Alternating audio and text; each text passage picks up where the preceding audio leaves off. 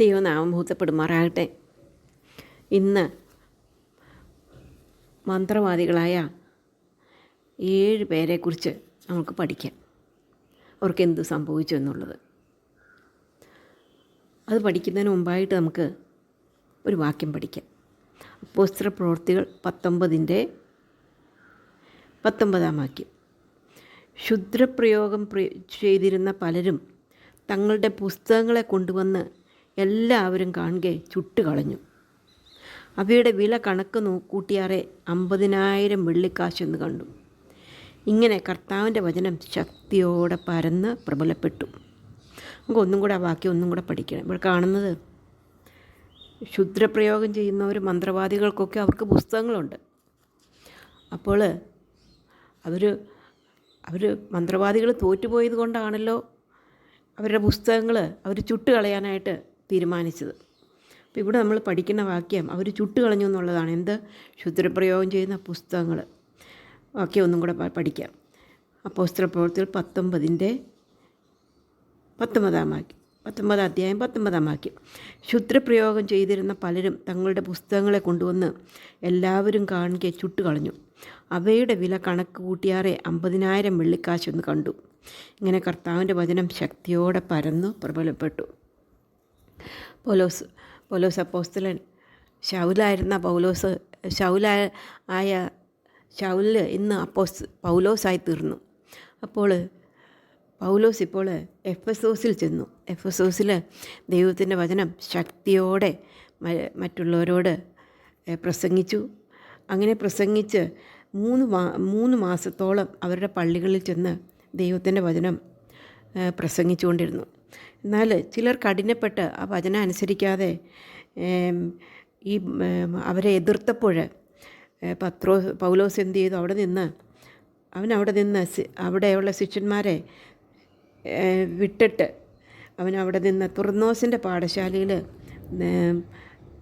ആശയിൽ 2 സംവത്സരത്തോളം ദൈവത്തിൻ്റെ വചനം പഠിപ്പിച്ചുകൊണ്ടിരുന്നു. അപ്പോൾ അനേകർ വചനം കേൾപ്പാനായിട്ട് ഇടയായിട്ട് തീർന്നു. മാത്രമല്ല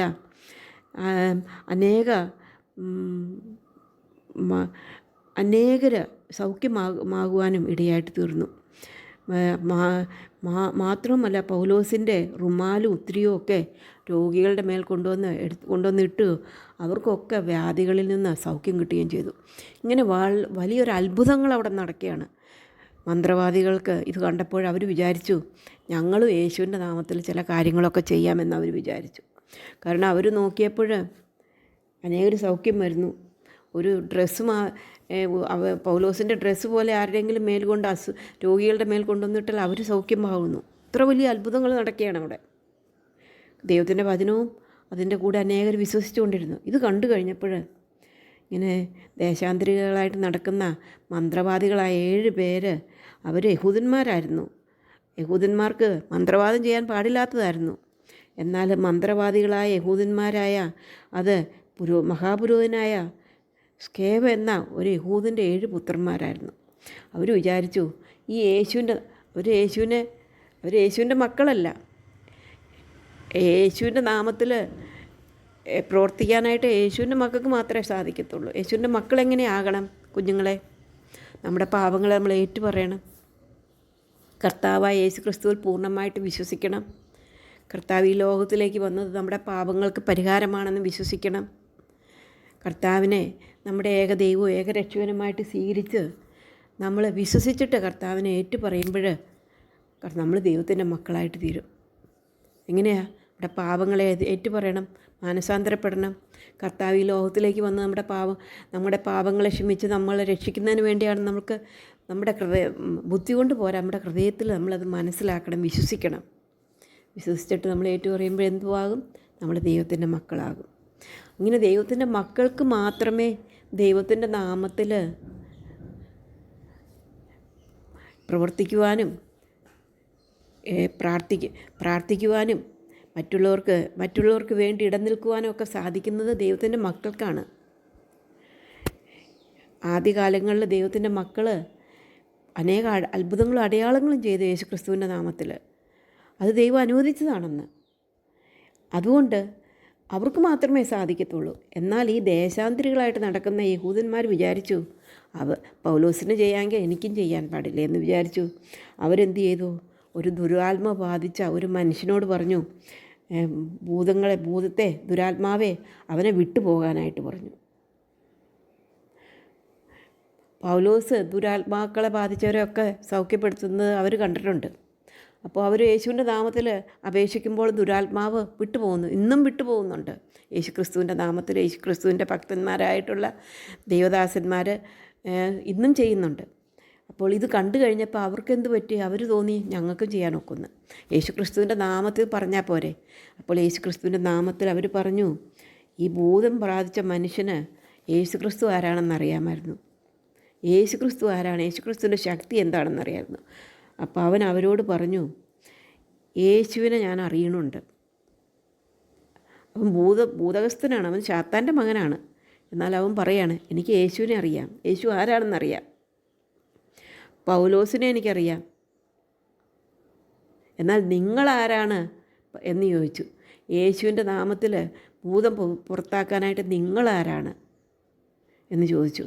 മാത്രമല്ല അവരുടെ മേൽ ചാടി വീണു, അവരെ ഉപദ്രവിച്ചു, അവരെ കീഴടക്കി, അവർ നഗ്നരും മുറിവേറ്റവരുമായിട്ട് ഓടിപ്പോയി.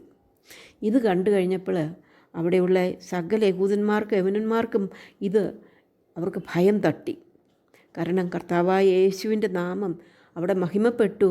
കർത്താവിൻ്റെ നാമം എത്ര വലിയതാണെന്നുള്ളത് എല്ലാവർക്കും മനസ്സിലാകുവാനായിട്ട് ഇടയായി തീർന്നു.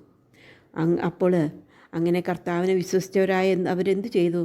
അവർ പിന്നെ ഈ ക്ഷുദ്രപ്രയോഗവും മന്ത്രവാദവും എല്ലാം വിട്ടിട്ട് ആ പുസ്തകങ്ങളെല്ലാം കൊണ്ടുവന്ന് ചുട്ടുകരിച്ചു.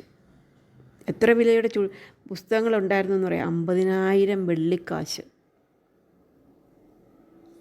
നമ്മുടെ കർത്താവിനെ ഒറ്റിക്കൊടുത്ത് എത്ര കാശിനാ? 30 വെള്ളിക്കാശിനാണ് ഒറ്റിക്കൊടുത്ത്. ഇവിടെ ഈ പുസ്തകത്തിൻ്റെ വില നമുക്ക് കാണുന്നത് 50,000 വെള്ളിക്കാശ് വിലയുള്ള പുസ്തകമാണ് അവിടെ വിൽക്കാനായിട്ട് ഇടുന്നത്. ആരുടെ കാരണം കൊണ്ട്? കർത്താവായ യേശു ക്രിസ്തുവിൻ്റെ കാരണം കൊണ്ട്. കാരണം യേശുവിൻ്റെ നാമം സർവ്വശക്തിയുള്ള നാമമാണെന്ന് അവർക്ക് മനസ്സിലായി കഴിഞ്ഞപ്പോൾ ആ പുസ്തകവും അതിൻ്റെ വിലയൊന്നും അവരത് വലിയതായിട്ട് കണ്ടില്ല. അത് ചുട്ടുകളയുവാനായിട്ട് ഇടയായിട്ട് തീർന്നു. അപ്പോൾ നമുക്ക് ആ ബാക്കി ഒന്നും കൂടെ പഠിക്കാം. അപ്പോസ്തല പ്രവൃത്തികൾ 19 അധ്യായത്തിൻ്റെ 19 വാക്യം. ക്ഷുദ്രപ്രയോഗം ചെയ്തിരുന്ന പലരും തങ്ങളുടെ പുസ്തകങ്ങളെ കൊണ്ടുവന്ന എല്ലാവരും കാണിക്കെ ചുട്ടുകളഞ്ഞു. അവയുടെ വില കണക്ക് കൂട്ടിയാറേ 50,000 വെള്ളിക്കാശ് എന്ന് കണ്ടു. ഇങ്ങനെ കർത്താവിൻ്റെ വചനം ശക്തിയോടെ പരന്നു പ്രബലപ്പെട്ടു. ഇതിൽ അനേക ഗുണപാഠങ്ങൾ നമുക്കിതിൽ നിന്ന് പഠിക്കാനുണ്ട്. ഒന്നാമതായിട്ട് കർത്താവ് സർവശക്തിയുള്ള ദൈവമാണ്. രണ്ടാമതായിട്ട് ക്രിസ്തുവിൻ്റെ നാമത്തിൽ അനേക ഭൂതഗ്രസ്തർ സൗഖ്യം പ്രാപിക്കുവാനായിട്ട് ഇടയായിട്ട് തീർന്നു. അത് ക്രിസ്തുവിൻ്റെ നാമത്താൽ മാത്രം സാധ്യമാണ്. മൂന്നാമതായിട്ട് മന്ത്രവാദികൾ യേശു ക്രിസ്തുവിൻ്റെ നാമത്തിൽ നോക്കിയിട്ട് സാധിച്ചില്ല. കാരണം അവരുടെ വായിൽ മാത്രമേ ക്രിസ്തു ഉണ്ടായിരുന്നുള്ളൂ, അവരുടെ ഹൃദയത്തിൽ ക്രിസ്തു ഇല്ലായിരുന്നു. ഹൃദയത്തിൽ ക്രിസ്തു ഉള്ളവർക്ക് മാത്രമേ മന്ത്രവാദികളെ പുറത്താക്കുവാനായിട്ട് സാധിക്കത്തുള്ളൂ. നാലാമതായിട്ട് നമുക്ക് കാണുന്നത് 50,000 വെള്ളിക്കാശ് വിലയുള്ള പുസ്തകങ്ങൾ, സാത്താൻ്റെ പുസ്തകങ്ങൾ, ക്ഷുദ്രപ്രയോഗത്തിൻ്റെ പുസ്തകങ്ങൾ വിൽക്കുവാനിടയായിട്ട് തീർന്നു. ദൈവത്തിനെ അറിഞ്ഞു കഴിഞ്ഞപ്പോൾ 50,000 വെള്ളിക്കാശ് അവർക്ക് വിലയേറിയതായിട്ട് തോന്നിയില്ല. നമുക്ക് പ്രാർത്ഥിക്കാം. സ്നേഹവാനായ ദൈവമേ, നല്ല സമയത്തിനായിട്ട് ഞങ്ങൾ നിന്നെ സ്തുതിക്കുന്നു, സ്തോത്രം ചെയ്യുന്നു. നിൻ്റെ മക്കളായ ഞങ്ങൾക്ക് ഇന്ന് തന്ന പാഠത്തിനായിട്ട് ഞങ്ങൾ നിന്നെ സ്തുതിക്കുന്നു. ഞങ്ങളുടെ കർത്താവിനെ സ്നേഹിപ്പാനും അവൻ്റെ കൽപ്പനകൾ പ്രമാണിപ്പാനും അവനെ ഹൃദയത്തിൽ സ്വീകരിച്ച് ദൈവത്തിൻ്റെ മക്കളായിട്ട് തീരുവാനും ഞങ്ങളെ സഹായിക്കണം. ഞങ്ങളുടെ പാപങ്ങളെ ക്ഷമിക്കണം. പ്രാർത്ഥനയായിട്ടുണ്ട് സ്തോത്രം. പരീക്ഷയിൽ ഞങ്ങളെ വിടുവിക്കണം. യേശു കർത്താവിൻ്റെ നാമത്തിൽ താഴ്മയും വിനയമായിട്ട് അപേക്ഷിക്കുന്നു.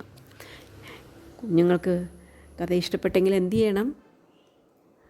ഷെയർ ചെയ്യണം, സബ്സ്ക്രൈബ് ചെയ്യണം. ആൻറ്റി ബെല്ലൈക്കണിൽ കൈ അമർത്തുമ്പോൾ ഓൾ എന്ന പ്രൊവിഷനിൽ കൈ അമർത്തണം.